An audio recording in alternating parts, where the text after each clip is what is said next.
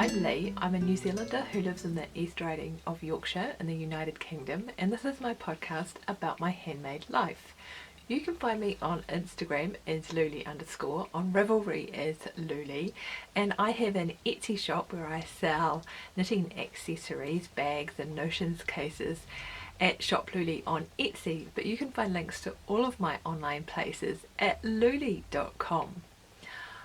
Welcome! It is really nice to be sitting down and having a chat with you. It has been a crazy few weeks here, and so I'm really glad to be back and having a chat. And I had a really interesting experience this week which has kind of reinvigorated my knitting mojo. I needed some new things for my wardrobe, and one of our local department stores had a sale on, and so I decided to take advantage of their free styling service, and it was such good fun.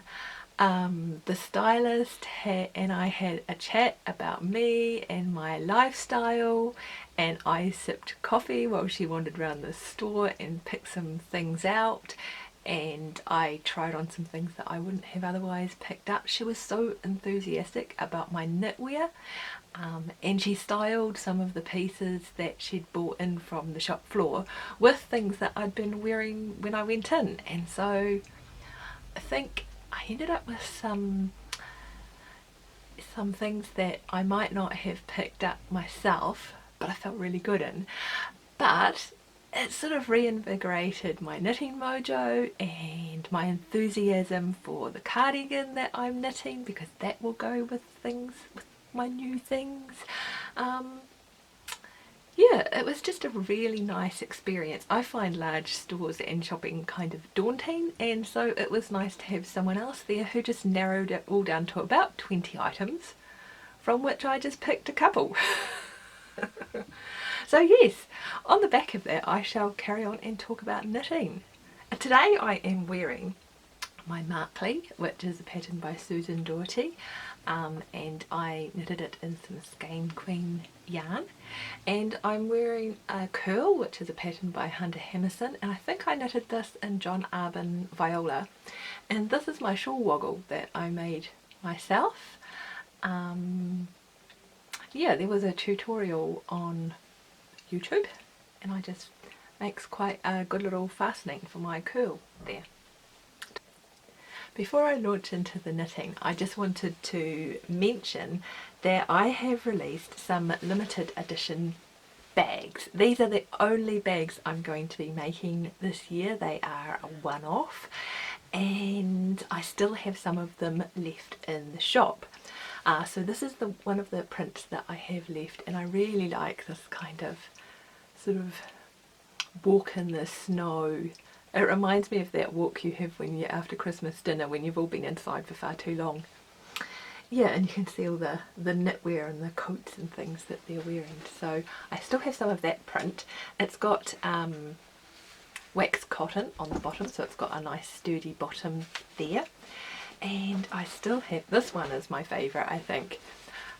It brings out the child of the 70s in me. It reminds me of something that we might have had in our kitchen, and I really like these sort of lazy, chilled out birds here. So yeah, if you would like to get one of this one-off run of bags that I've made, then pop over to the shop. There's a few left in there right now. This is community news, and I have just paired everybody up for the last Advent mini skein swap for the year. So if you signed up for that and you haven't popped over to check who your swap buddy is, then please do so now. I've got one package all ready to go, and I just have to make up one more to go out, so it's just down there. That's why I'm looking in that direction. And I have my swap packages all lined up in one of my buckets ready to go, and it's so exciting, all those little pet parcels in there. I hope you've been enjoying the swap as well. And there will be a knit along. Usually I knit Advent socks, and I'm thinking that for myself I might do something a little bit different this year. But yeah, there will be an Advent mini skein knit along in the Louleigh Ravelry group. You don't have to have joined in the swap to join in that knit along. You can just come along and enjoy the fun and see what everybody is doing with their Advent minis. Yeah, but I'll set that up closer to the time. December still feels like it's a wee way off. And we don't all need to be thinking about Christmas just yet, although they have started thinking about Christmas in the shops downtown. We also have Knit 1000 Grams running along in the Louleigh Ravelry group. And I really enjoy seeing the things that you're making and the plans that you have for Knit 1000 Grams over the winter. This is a knit along that runs until the 31st of March, which is usually about when the Edinburgh Yarn Festival happens. However, this next year they're skipping a year, and so we're knitting 1000 grams anyway. I've been really enjoying finished objects thread because I really like it when you add sort of your aspirations as a place in your placeholder post. It's really good fun to see the things that you're planning to knit. And I have been working away on my Eliam cardigan, and I'm not sure what state this was in when I showed it to you last time. I'd actually gotten to the bottom of the torso and I'd cast off. No, I hadn't quite cast off. I'd started to cast off. And I had made a couple of tweaks to this as I went along. The first change that I made was to the armpits, because I noticed actually in the picture for this cardigan the armpit seemed quite high up, and I don't like it when my shirt underneath is scrunched up in my armpit. It's just uncomfortable, and so I had wanted to drop that down a bit.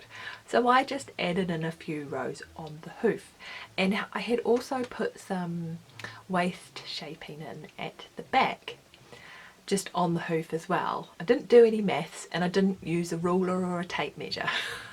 That's where I went wrong, because when I put it on, the armpit was like almost bat-winged and the waist shaping was only sort of kind of where my waist was. It wasn't very accurate, and I did think about I thought about actually cutting the cardigan across here and just grafting to shorten the armpit depth, but that would have really messed with the waist shaping that wasn't quite right anyway. I would have ended up less with waist shaping and more with underbust shaping.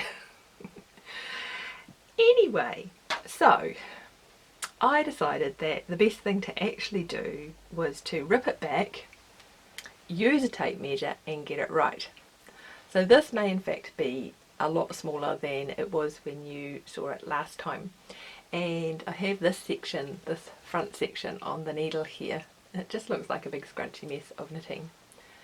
I finished that bit down to the bottom of the armpit, and so I just need to do this front and re-knit the back. So those stitches are just dangling there at the moment. I haven't ripped them right back yet. So yes, I did that yesterday evening. I spent the evening unknitting all of my knitting, and I think sometimes when you realise that you've gone wrong and that you're just going to be fudging it from here on, it's kind of a relief just to make the decision that you want to fix it.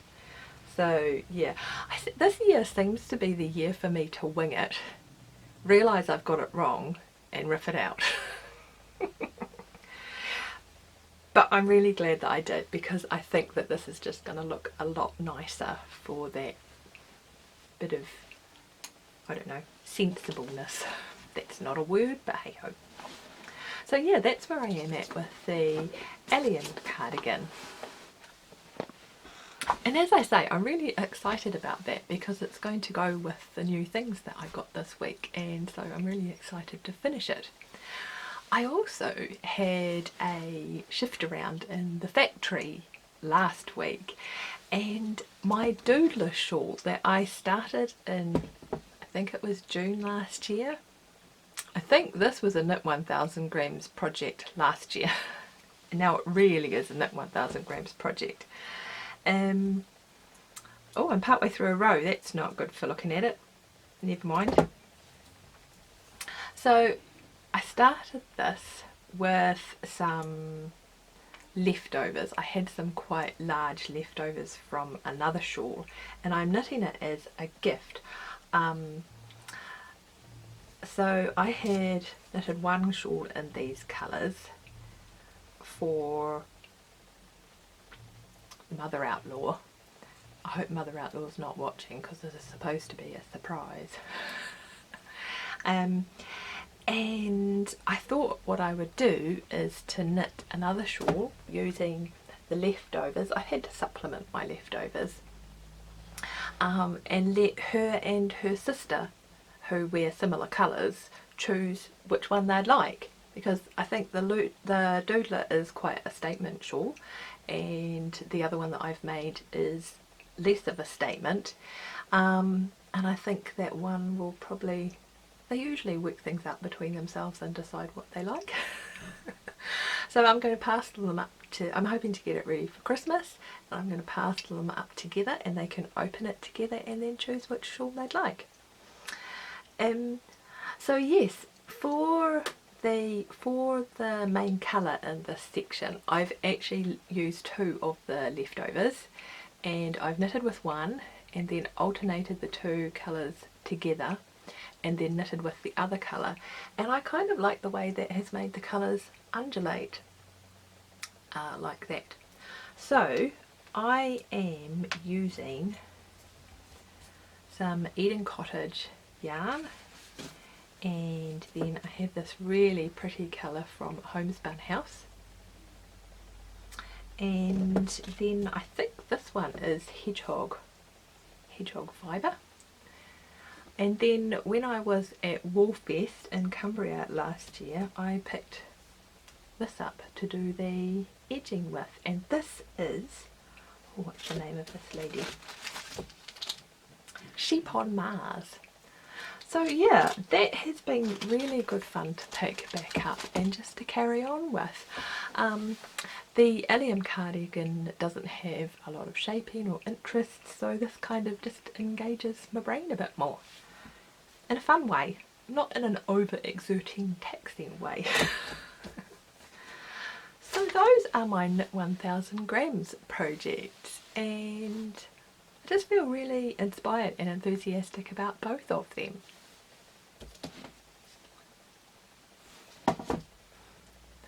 I thought I would also give you a little update on my electric eel wheel experience. I haven't had a lot of time to spend with it, but I have made some changes since I last spoke to you. I did find this little camera case online. It was inexpensive, under a tenner, and it was the perfect size to put it in. And as it's a pretty transportable thing, I thought it would be nice to have a nice padded case for it. So in here,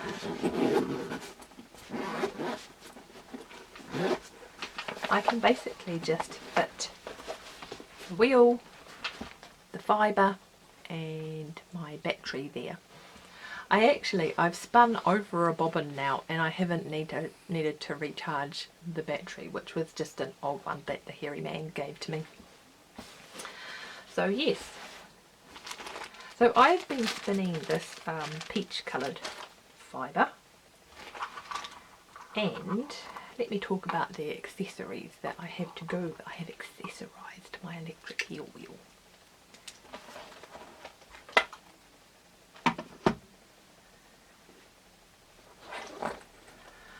So I'm just using a little power pack that you get for charging your phone and whatnot, and I don't think it's a particularly fancy one that has a particularly large storage capacity, and as I say, I think I've spun at least 2.5 bobbins with this. I haven't ever charged it, and I've still got most of the charge left. So I usually use the USB cable that I got with the wheel in order to plug it into that power pack. I also got myself a switch. This is just something that I got that was on Amazon. I was finding that so when I first got the wheel, whilst I was spinning, in order to switch the wheel on and off, I would just use the speed knob and turn it right down, because this little on-off switch here is a little bit fiddly. You can see there it's tiny. But once I had the settings right, I didn't really want to adjust the speed. So I purchased a switch. But what I found with this is that with the battery pack that I have, when I switch it off, sometimes it powers down the battery pack as well. But that's not that big a deal. I can just switch it back on and go for it. So yeah, that's not a huge problem. It just means that it's easier to stop the wheel when I want to adjust things, which you have to do quite regularly, because these tiny bobbins fill up quite quickly and you need to move your slider hooks quite regularly. The one thing I did that really changed my spinning experience with this was to change the brake band, and a lot of people I've noticed online have done that. I have just used a piece of cord that came off, so it's nylon cord that came off an old set of blinds that we had taken down, and I've made a knot in a rubber band that catches in this side, and then I have this little, I've just used a wonder clip on this side. This is not exactly the easiest way to adjust it, and I'll probably do something a little more permanent at some point, but at this point this works a lot better for me than the brake band that actually came with the wheel. I'm getting much better results, and it's not breaking that sounds wrong, it's not slowing down the whole wheel like the previous brake band did. I found that really tricky to adjust. I've also got some little suction caps for it, and they aren't really big enough to properly suck onto table tops and whatnot properly, but they do act as a little stopper to stop the wheel from moving, and they insulate some of the rattling noise that the wheel makes when it's going. So yeah, I've already spun one bobbin. I divided this fibre, I think it came from fondant fibre, this one, and it's a silk merino. So I divided it up into 3 to make a 3-ply, because I thought I was just going to make a sock yarn off the hoof, but my spinning skills are really rusty, and I have come to accept that this is just a trial run and a learning experience. And I'm finding the silk a little bit difficult to manage. There's sort of like blobby bits that I kind of have to tease out a bit. So yeah, I think that's all I have to say about the adjustments and whatnot. I just need to spend some time with it now. My Major Craft Little Gem would still be my favourite wheel, and probably the one that I'm finding most pleasant to use. However, this is so transportable, and it's so easy to have near the couch when I'm sitting there in the evening. It's not really loud when you're watching TV, but it's not the quietest thing in the world.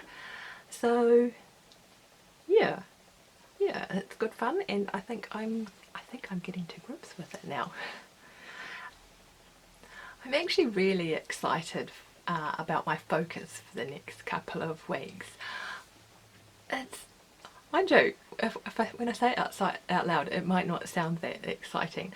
I'm excited to get cracking with the Eliam shawl, because it's going to go with my new threads, and I'm really enjoying knitting on the Doodler, so I'm going to keep that as my focus as well. And when I saw the stylist, she gave me knitting homework. She thought that we tried on some trousers with the boots that I already own, and she's like, you totally should knit socks to peep out the top of your boots and go with those trousers. But I decided that what I'd really like to do is to knit a new shawl to go with my new things. And so these are two of the colours. It's a 3-colour shawl, and I keep mucking up the name of this shawl. It's one that I've been talking about knitting I've been discussing with a friend knitting this for a while. I think it's the Girl's Best Friend shawl. A couple of my friends have made it, and I really like the way that it looks, the texture, and it has little pom-poms on the edge. And so I went rummaging through my stash. I got this to actually go with a different yarn for that shawl. But I think these two will look really good, and I have ordered a teal colour to go with this as well, and I think that's gonna be fun. As soon as it arrives, I'm going to cake these up and cast it on. So that's all from me for today. I've really enjoyed sitting down and having a chat with you. I hope you'll come and join in the Ravelry group. I love meeting you there. I love hearing about your projects, and when you join in with things, it's been really fun this year, and I'm really enjoying Knit 1000 Grams. So yeah, come and join us over there. Like and subscribe if you enjoyed yourself, and I will see you next time. Cheerio!